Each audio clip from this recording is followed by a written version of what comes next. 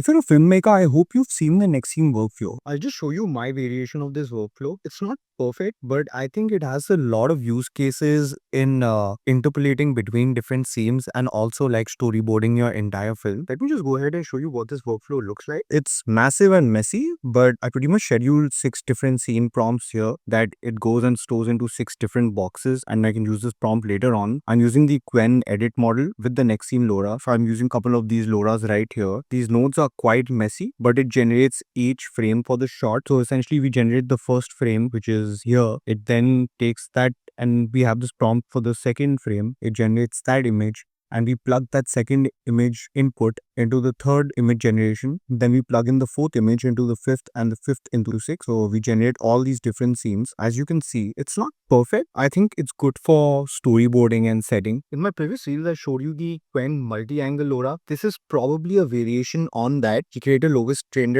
on a bunch of successive film scenes and sequences, which is why it might have some more fidelity. I think it's useful to build a product around this. But yeah, do have a look at it. Try all the variations you can on this Nexium LoRa. Tell me what you try in the comments. Also, if you want to know more about my behind the scenes and my VFX work, don't forget to follow me.